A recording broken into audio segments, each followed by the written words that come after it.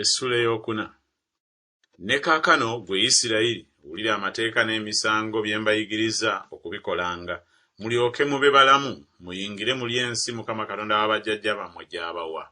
Temwongeranga ku kigambo kye mbalagira, so temukisalangako, mukwatenga ebiragiro bya Mukama Katonda wammwe bye mbalagira. Amaaso gammwe galabye Mukama kye yakola olwa Baali Pyoli, kubanga abantu bonna abaagoberera Baali Pyoli, Mukama Katonda we yabazikiriza wakati mu mmwe. Naye mmwe abeegatta ne Mukama Katonda wammwe mukyali balamu, buli muntu ku mmwe leero. Laba mbayigirizza amateeka n'emisango nga Mukama Katonda wange bwe yandagira, mukolenga bwe mutyo wakati mu nsi gye muyingiramu okugirya.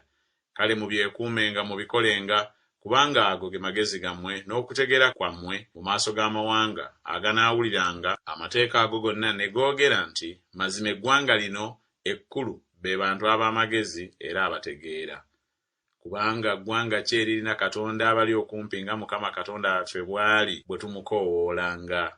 Era ggwanga ki ekkulu eririna amateeka n'emisango egy'ensonga ng'amateeka gano gonna bwe gali gentadde mu maaso gammwe leero? Kyokka weegendereze weekuume emmeeme eyo ng'onyiikira, oleme okwerabira ebigambo amaaso go bye gaalaba bireme okuva mu mutima gwo ennaku zonna ez'obulamu bwo. Naye mubitegeezenga abaana bo n'abaana b'abaana bo. Olunaku lwe wayimirira mu maaso ga Mukama Katonda ku Kolebu, Mukama bwe yaŋŋamba nti nkuŋŋaanyize abantu nange nnaabawuliza ebigambo byange, bayige okuntyanga ennaku zonna ze banaabanga abalamu ku nsi, era bayigirizenga abaana baabwe. Ne musembera ne muyimirira wansi w'olusozi. Olusozi ne lwaka n'omuliro okutuusa ku mutima gw'eggulu, n'ekizikiza, n'ekire, n'ekizikiza ekikutte. Mukama n'ayogera nammwe ng'ayima wakati mu muliro. Mwawulira eddoboozi ly'ebigambo naye ne mutalaba kifaananyi kyonna, ddoboozi lyokka.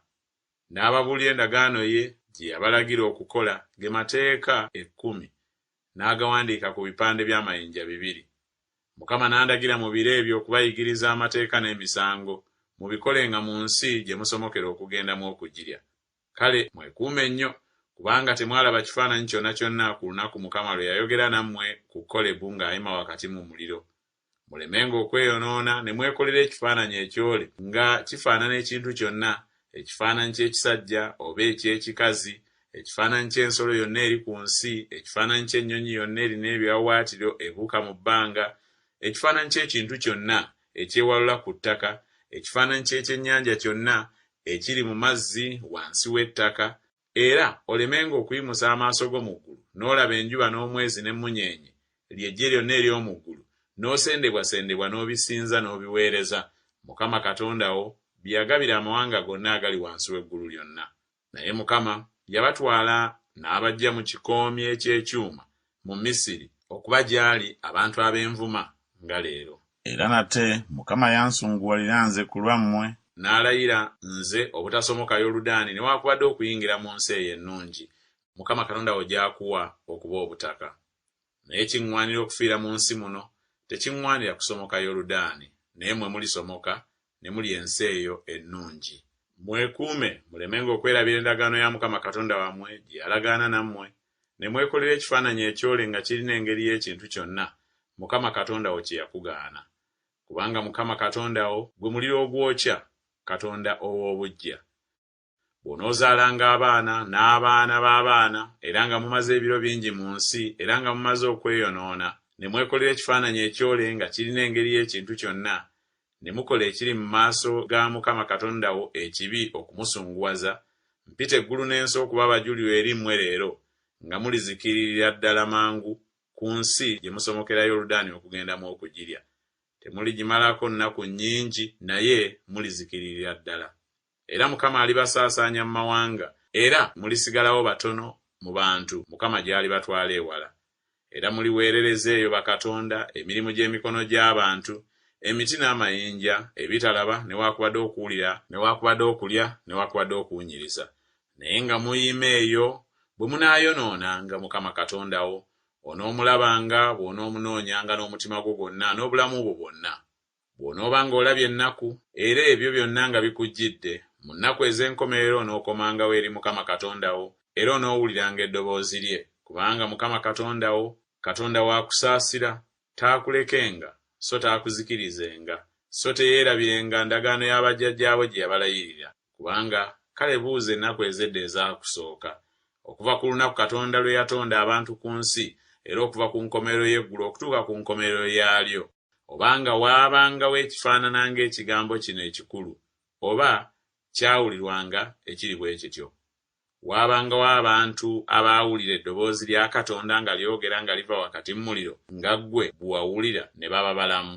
Oba Katonda yali agezezzaako okugenda okwetwalira eggwanga ng'aliggya wakati mu ggwanga linnaalyo, n'okukema n'obubonero n'ebyamagero n'entalo n'engalo ez'amaanyi n'omukono ogwagololwa n'ebyentiisa ebikulu, nga byonna bwe byali Mukama Katonda wammwe bye yabakolera mu Misiri mu maaso gammwe? Gwe walagibwa bw'otyo olyoke omanye nga Mukama ye Katonda, tewali mulala wabula ye. Yakuwuliza eddoboozi lye ng'ayima mu ggulu alyoke akuyigirize, ne ku nsi yakulabya omulimo gwe omunene, n'owulira ebigambo bye nga biva wakati mu muliro. Era kubanga yayagala bajjajjaabo, kyeyava alonda ezzadde lyabwe eriddawo, n'akuggya mu Misiri, ye ng'abeera naawe olw'obuyinza bwe obungi, okugoba mu maaso g'amawanga agaakusinga obukulu n'amaanyi, okukuyingiza ggwe okukuwa ensi yaabwe okuba obutaka nga leero. Kale manya leero, era okisse ku mwoyo, nga Mukama ye Katonda mu ggulu waggulu ne mu nsi wansi, tewali mulala. Era oneekuumanga amateeka ge n'ebiragiro bye bye nkulagira leero, olabenga ebirungi gwe n'abaana be abaliddawo, era omale ennaku nnyingi ku nsi Mukama Katonda wo gy'akuwa emirembe gyonna. Awo Musa n'alyoka ayawula ebibuga 3 emitala wa Yoludaani ku luuyi olw'ebuvanjuba. Omussi addukirenga omwo, anattanga munne ng'ataniddwa so nga tamukyawanga, addukirenga mu kimu ku bibuga ebyo abeerenga omulamu. Bezeri ekiri mu ddungu mu lusenyi okuba eky'Abalawubeeni, ne Lamosi ekiri mu Gireyaadi okuba eky'Abagaadi, ne Golaani ekiri mu Basani okuba eky'Abamanaase. Era gano ge mateeka Musa ge yateeka mu maaso g'abaana ba Isirayiri. Buno bwe bujulirwa n'amateeka n'emisango Musa bye yabuulira abaana ba Isirayiri bwe baava mu Misiri, emitala wa Yoludaani mu kiwonvu ekyolekera Besupyoli, mu nsi ya Sikoni kabaka w'Abamoli, eyatuulanga mu Kesuboni.